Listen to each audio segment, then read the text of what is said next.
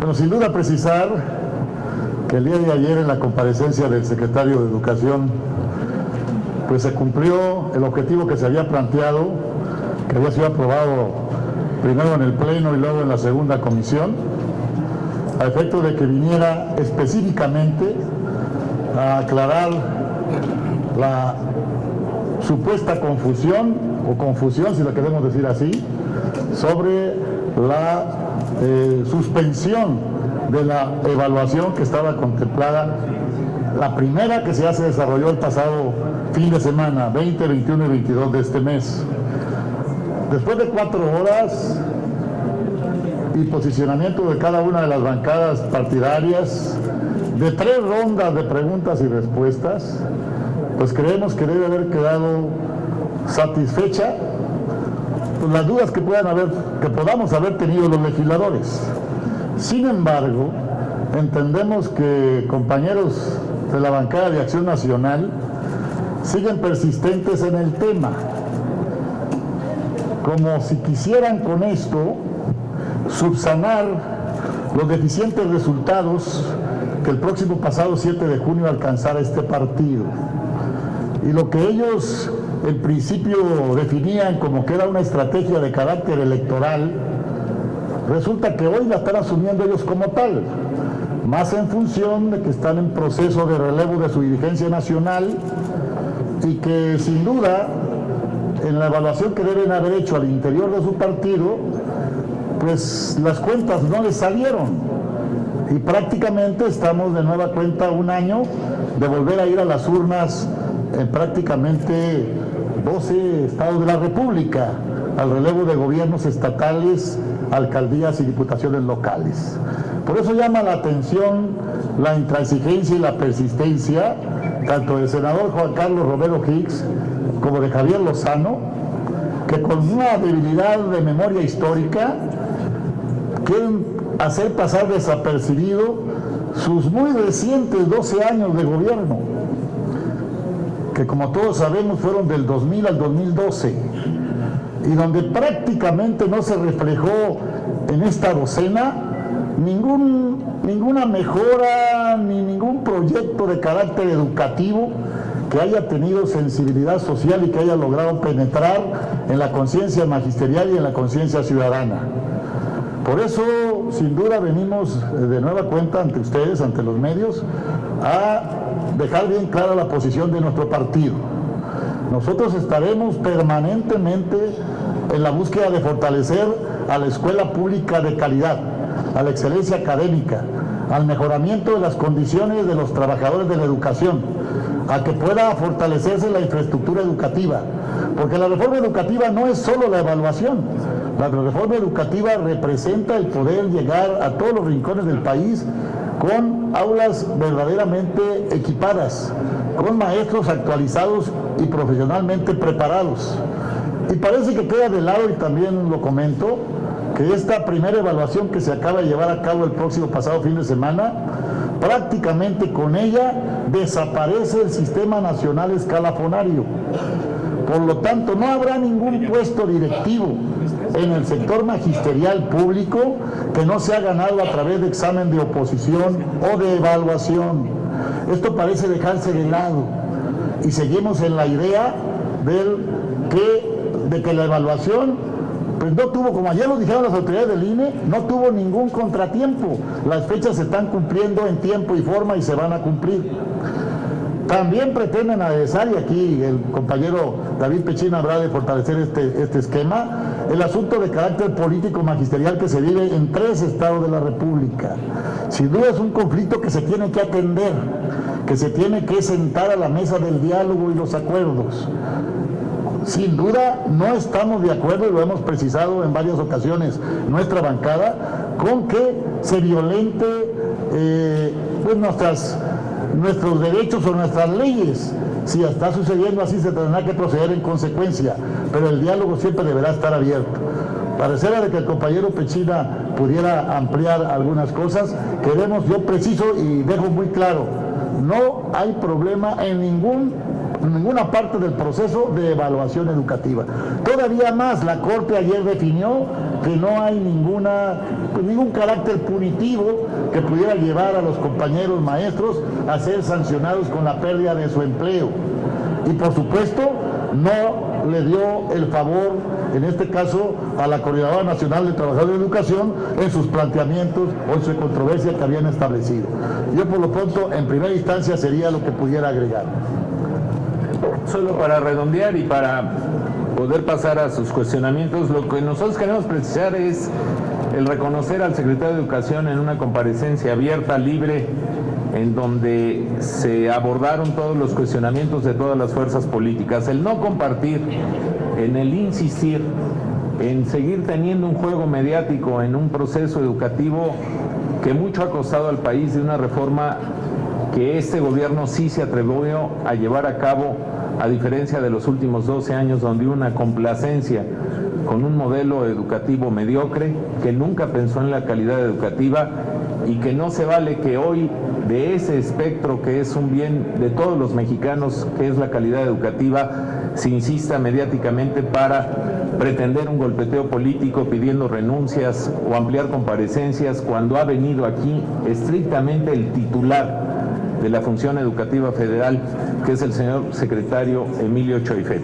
Y por último, también precisar que si lo que se quiere tener al fragor de un debate político es la presencia de una fuerza política nacional, ojalá hubiera la honestidad y la congruencia de reconocer que en 12 años nunca se tuvo esa congruencia para exigir una educación de calidad. Yo no recuerdo ninguna iniciativa del Partido Acción Nacional por transformar de fondo el modelo educativo, y lo que es peor, lo que sí recuerdo fue la complacencia con liderazgos magisteriales, en donde incluso a cargos muy relevantes en la educación pública se le dieron a familiares del entonces líder del Sindicato Nacional de Trabajadores de la Educación. Ojalá este partido que hoy critica y que quiere hacer un juego político de golpeteo de la reforma educativa que está viviendo nuestro país, ojalá hubiera habido la menor de las congruencias en aquel entonces para impedir el deterioro de esa calidad educativa que vivimos durante más de 12 años. Estamos a sus órdenes y muchas gracias por estar aquí. Empezamos con Angélica Mercado. Buenos días, senadores. Yo quisiera preguntarle al senador Gagiola qué opina de esta propuesta que hizo ayer el secretario de Educación, precisamente para que se defina quién va a ser el patrón de los maestros y que haya una sanción a los estados que no están aplicando la reforma educativa, porque en estos momentos hemos visto en la semana cómo entre la SEP y los gobernadores de 4 estados, pues no toman la responsabilidad de decir hay sanciones para quien no van a dar las clases. Y también en el caso de la decisión que toma la Suprema Corte, ¿esto qué implicaciones va a tener sabemos que, bueno, obliga a que se efectúe la evaluación, pero hay maestros de la CENTE que no quieren? Bueno, sin duda lo que se ha dado a llamar el patrón sustituto es un tema que tendrá que ser debatido entre autoridades, en este caso la Secretaría de Educación Pública, que es el gobierno federal, y los gobiernos estatales. Recordemos que aunque no puede estar por encima de la Constitución, que la reforma que aprobamos en la Constitución, pues recordemos también que en 1992 siguió un acuerdo nacional de descentralización educativa, que de alguna manera fungió y ha fungido todavía hasta la fecha. Habrá que revisar si procede todavía o qué esquema es el que debe proceder. Y aquí lo que corresponde al legislativo, tendríamos que realizar las iniciativas correspondientes para hacer las adecuaciones en la reforma. Y lo que corresponde a lo que se pueda entender entre Ejecutivo Federal y Ejecutivos estatales, pues tendrán que sentarse a la mesa sobre este tema. Fundamental es, y esto es clave, lo comentaba yo en algunas entrevistas temprano, el asunto de la centralización de la nómina. Si verdaderamente está funcionando, esto empezó a operar a partir de enero, si verdaderamente es un esquema que funciona o es un esquema que centraliza demasiado y que rompe con el Acuerdo Nacional de Descentralización y que también quizá no permita que los estados puedan tener una cercanía y afinidad de carácter laboral y prestacional con los propios trabajadores de educación que están en los estados. Ahí habría que platicarlo con los gobernadores. Sobre el tema de la Suprema Corte de Justicia del día de ayer, yo creo que fue muy preciso en el sentido de que Nosotros siempre hemos defendido que los maestros no tendrán ningún problema en su carácter prestacional ni laboral. La evaluación simplemente representará la opción de que puedan ser sujetos a una, podríamos decir, a una actualización profesional docente en forma permanente. Y ahí estará obligado el Estado, en medida de los resultados de la evaluación, a hacer estas actualizaciones profesionales bajo el costo del Estado. Porque hay que decirlo que hasta el momento el maestro, el docente que se actualiza o que busca una superación profesional a través de pues, un estudio de posgrado, llámese maestría, doctorado, pues lo hace de su propio ingreso salarial. Pues también tenemos que complementar las responsabilidades que tiene el Estado para los que pueda tener también en este caso el trabajador de la educación o el maestro en el aula. Jaime Contreras, de Cadena 3. Senadores, buenas tardes ya. Por favor, de acuerdo con lo que acaba de señalar el senador Romero Hicks, corresponsable, pero presidente pues de la Comisión de Educación, va en el sentido de que ya es el tiempo pues de pedir la renuncia del señor secretario. No es nuevo el planteamiento, pero lo que sí es nuevo es que ahora dice que es diputados y senadores los que ya están de acuerdo. Y quisiera saber si han recogido la opinión de los priistas, si se ha recogido la opinión, en fin, del resto de las bancadas y en general su opinión sobre el punto número 1. Número 2, también muy específico, de esta comparecencia se ha derivado que si los priistas están o no de acuerdo en que vengan aquí por lo menos 4 gobernadores, el secretario de Gobernación y el subsecretario Miranda, a quien le acusan, le increpan a ser corresponsables de esta suerte de fallida reforma educativa en entidades como Oaxaca, Michoacán, Chiapas y Guerrero. ¿Estarían de acuerdo en el PRI en que convocara a estos funcionarios públicos? Su secretario Miranda, que dice que les ha dado demasiadas concesiones y ha impedido que se aterrice en la realidad la reforma educativa. ¿Cuál sería su opinión sobre el particular, por favor? A ver, nosotros nunca vamos a estar de acuerdo en algo que no está establecido en el derecho. No es una cuestión de estar de acuerdo o no. Habría que recordarle al presidente de la Comisión de Educación, y si no, valdría la pena leer la Constitución, que no tenemos facultades para citar gobernadores. Y en el derecho público, si nos respetamos a nosotros mismos en la investidura que representamos, solo se puede hacer lo que mandata la ley. Entonces no es un asunto de estar o no de acuerdo, es un asunto de la división de poderes y de la propia conformación constitucional que tenemos. Segundo, se ha querido hacer un debate respecto a la Secretaría de Gobernación y el papel que ha jugado, en donde nosotros, la bancada del PRI, señala que con una gran tolerancia, en el ánimo de conciliar posiciones y con estricto apego a la ley, y si no también habría que recordárselos a los compañeros del PAN, que la Secretaría de Gobernación en el artículo 27, fracción octava, tiene facultades para negociar con agrupaciones sociales, políticas a nivel regional y a nivel nacional en un marco respetuoso del ejercicio de la política misma. Si hoy se quiere distraer el objetivo de la reforma educativa usando argumentos de golpeteo político, tratando de pedir renuncias, que ojalá, insisto, en otro tiempo se le hubiera pedido a funcionarios de su propio gobierno, que no solo no tuvieron la visión de una reforma educativa urgente para México, sino que complacieron cuestiones verdaderamente delicadas. El sexenio pasado, un yerno de una líder magisterial llevaba la educación primaria en este país.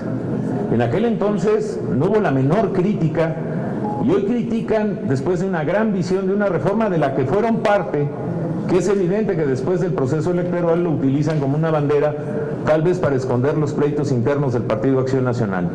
El PRI no va a caer en esa tentación. El PRI respeta la ley, y no es que no queramos o sí queramos que vengan los gobernadores, no tenemos facultades para hacerlo. La Secretaría de Gobernación ha actuado con suma tolerancia, ha sido coadyuvante de un proceso en donde quienes se han negado a esta reforma han querido violentar el orden y la paz de una reforma que el único objetivo que tiene en México, y nuestra visión, es que haya una mejor calidad educativa para nuestros hijos. Para nosotros, el señor secretario de Educación vino, cumplió con el mandato de esta comisión permanente de comparecer, contestó todas y cada una de las preguntas que se les hicieron por más de 4 horas, podemos o no, o pueden ellos o no estar de acuerdo con lo que contestó el secretario Choifet, pero lo que a todas luces hay es un proceso transparente, donde se ha logrado un proceso de evaluación inédito en la historia contemporánea de México, en prácticamente el 85% del magisterio nacional, y la Secretaría de Gobernación trabaja en el ejercicio de la política y en el uso de sus facultades, artículo 27 de la Ley Orgánica de la Administración Pública Federal, fracción octava, en ese ejercicio de la política a la que tiene la obligación de asistir para coadyuvar y no caer en la intolerancia de otros y provocar un caos que violente la paz social que tanto queremos los mexicanos. Nosotros no vamos a caer en ese juego. Nosotros no vamos a caer en un juego mediático que desconoce en la honestidad pura el que ellos no tuvieron la visión de entrarle en serio al tema educativo, como este gobierno encabezado por el presidente Peña sí ha tenido la decisión de una reforma estructural que le urge a México, y trabajaremos todos los días porque esa reforma, que ha sido ya por unanimidad calificada de constitucional, llegue hasta sus últimas consecuencias. Sabemos, y creo que es de estricta racionalidad, que una reforma de un problema de muchas décadas ojalá se pudiera resolver tan rápido. Se está haciendo uso de la política, de la buena política, no de la política de la descalificación y de venir a pedir renuncias cuando no se tuvo el ejercicio autocrítico, cuando se tuvo el poder para transformar algo fundamental que es la educación de los mexicanos. No procede pues la renuncia. No procede. Yo que sepa, de hecho el presidente Barbosa hace unos días dijo que la comisión permanente no tenía facultades. Perdón la corrección, no solo la comisión permanente no tiene facultades, el Senado de la República no tiene facultades para citar gobernadores en un caso como este. Y en ese sentido no es que queramos o no, hay un elemento de una reforma en los años 90 que marca una estricta coordinación entre el sistema educativo nacional y el local. Hay facultades de los gobiernos estatales que deberán rendir cuentas, entiendo, a sus congresos locales y al resto del país, que es un proceso que debemos de conducir conforme a la ley. Violentar ese proceso que establece la ley es hacerle el juego a aquellos que no quieren reforma educativa, que no quieren evaluación, que quieren seguir teniendo canonjías. Nosotros no vamos a caer en esa tentación. Me parece que los miembros de Acción Nacional, creo que inconscientemente, están jugando un juego muy peligroso en materia política, que es abonar a esta confusión de aquellos que se resisten a imaginar y a establecer en México un mejor modelo educativo que el que hoy tenemos. Con estas actitudes el PAN está favoreciendo a la CENTE. Yo creo que están metiéndose en un terreno, en lo político, en una inmediatez evidente de una lucha interna, de una derrota electoral, jugando con un bien en el que nosotros creemos, por lo menos su servidor Daniel Amador y un servidor, que es incorrecto. El bien jurídico tutelado es la calidad educativa de nuestros hijos, de todos los hijos de México. Y es evidente que necesitamos una mejor calidad educativa.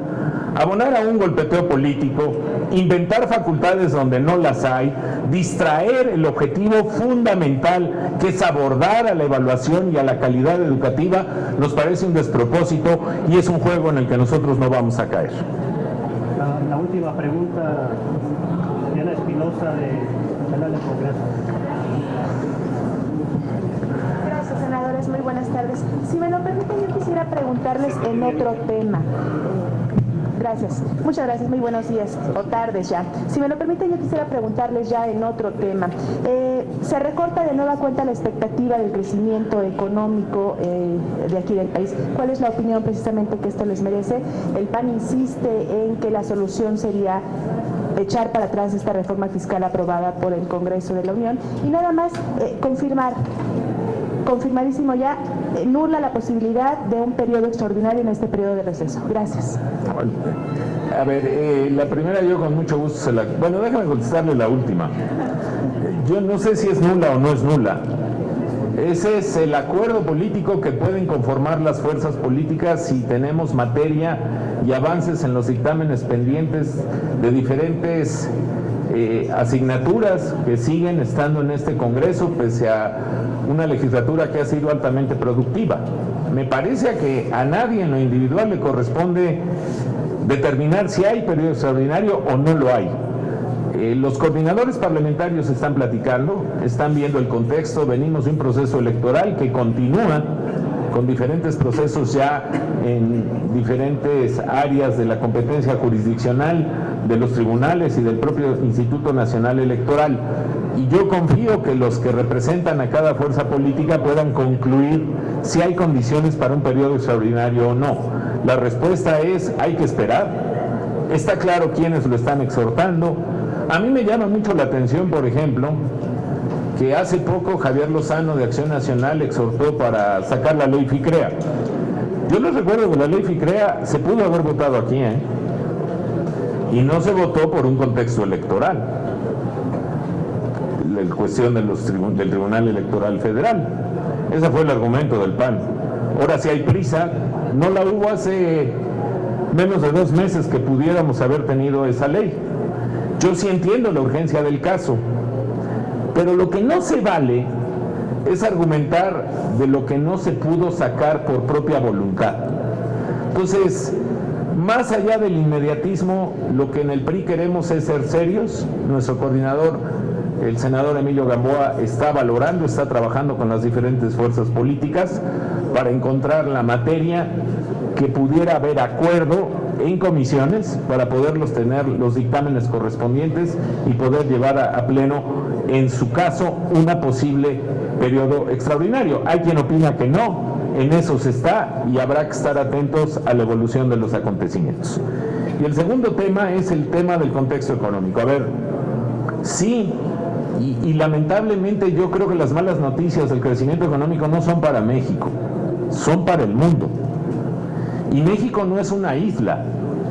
En ese contexto adverso de bajo crecimiento a nivel mundial, particularmente un menor ritmo de crecimiento de la economía americana como se había previsto, en sentido contrario, que iba a crecer más rápido, pues tenemos noticias de que no es así en todo el mundo. Europa, Estados Unidos, Brasil trae una tasa ya de decrecimiento, o incluso países asiáticos que son motores e impulsores del crecimiento mundial.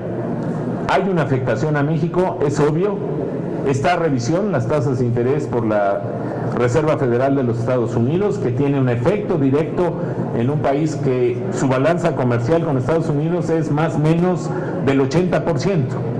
Pero dentro de esas noticias no favorables, la noticia favorable para México es que de las economías en su conjunto a nivel mundial es de las que más está creciendo. Yo puedo entender que hoy se quiera acusar todo a una reforma fiscal, pero ese es un argumento muy mediocre. Hay que contextualizarlo en lo que está aconteciendo en el mundo. La economía mexicana, pese a esas malas noticias, sigue creciendo. Evidentemente no crece al ritmo que todos quisiéramos, pero crece con bases sólidas y sin discursos demagógicos. Y en ese entorno, nosotros confiamos que este segundo semestre, de lo que asoma el empuje del crecimiento, del manejo de los inventarios mundiales, de un precio de barril de petróleo que, pese que no ha recuperado los precios que tenían hace apenas 8 meses, ya estabilizó su base de precios entre 50 y 55 dólares, la tasa de crecimiento del segundo semestre de este año sea mucho mejor que la del primer semestre, y tenemos que seguir trabajando en que la implementación de reformas estructurales que van por muy buen camino sigan absorbiendo inversión para apostarle a un crecimiento que ya no solo depende de la actividad económica del gobierno, sino del mercado interno de nuestra economía, que es una de las grandes noticias ya producto de las reformas. Nadie está conforme con la tasa de crecimiento a nivel mundial y queremos crecer más y mejor. Estamos muy atentos a la presentación de los criterios generales económicos que conformarán el paquete económico para el 2016.